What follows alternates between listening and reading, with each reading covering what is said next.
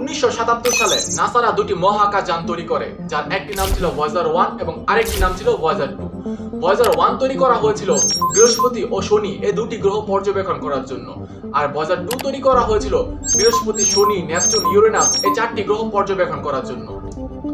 যখনই মহাকাশে কোনো রকেট পাঠানো হয়, আমরা সাধারণভাবে চিন্তা করি হয় এটা চাঁদে যাবে, না হলে মঙ্গলে যাবে, না হলে পৃথিবীর আশেপাশে বিষয়গুলো নিয়ে পর্যবেক্ষণ করবে। কিন্তু 1970-এর দিকে নাসার বিজ্ঞানীরা একটু ভিন্ন রকম চিন্তা করেছিল।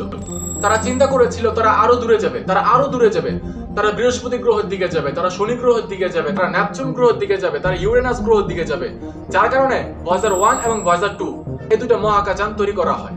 কিন্তু আজকের এই ভিডিওতে আমি শুধু ভয়েজার 1 সম্পর্কে আলোচনা করব, কারণ পেল ব্লু ডট ছবিটির সাথে সম্পর্ক ভয়েজার 1 এর।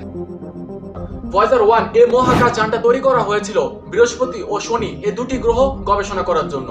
বৃহস্পতি গ্রহে বড় বড় চাঁদ আছে, শনি গ্রহে বিশাল বড় রিং আছে, এগুলো কাছ থেকে পর্যবেক্ষণ করবে, যার কারণে ভয়েজার 1 তৈরি করা হয়েছিল। ভয়েজার 1 যে মহাকাশযানটা ছিল সেটা আজকের মহাকাশযানগুলোর মতো তেমন আধুনিক ও শক্তিশালী ছিল না। আধুনিক মহাকাশযানগুলো যেমন খুলে আলাদা হয়ে যেতে পারে, হেঁটে বেড়াতে পারে, কিন্তু ভয়েজার 1 এই মহাকাশযানটা তেমন কোনো কিছুই করতে পারতো না। এর কারণ হলো 1970-এর দিকে নাসা বিজ্ঞানীদের টেকনোলজি এতটা আধুনিক ও শক্তিশালী ছিল না। ভয়েজার 1 কিন্তু খুব ছোট্ট একটা মহাকাশযান ছিল, এর ওজন ছিল প্রায় 722 কেজির মতো। এই মহাকাশযানটা দুটা বিশেষ গুণ ছিল: এক, খুব দূরে যেতে পারতো; দুই, খুব ভালো ছবি তুলতে পারতো।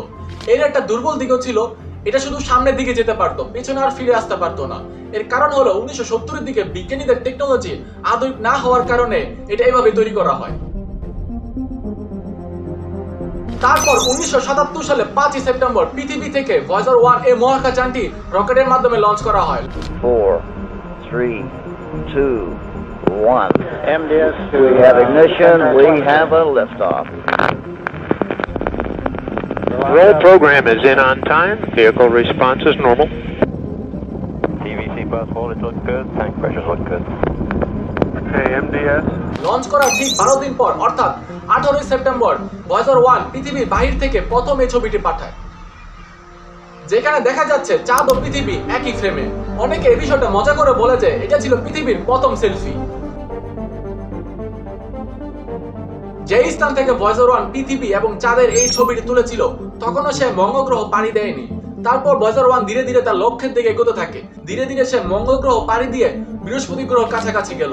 বৃহস্পতি গ্রহ, চাঁদ, বায়ুমণ্ডল, মাধ্যাকর্ষণ শক্তি, এর ভিতরে চলমান ঘূর্ণিঝড় যেটাকে বলে গ্রেট রেড স্পট, এগুলো কাছ থেকে ছবি তোলে। আমরা সাধারণত জানি রিং বা বলয় একমাত্র শনি গ্রহে রয়েছে,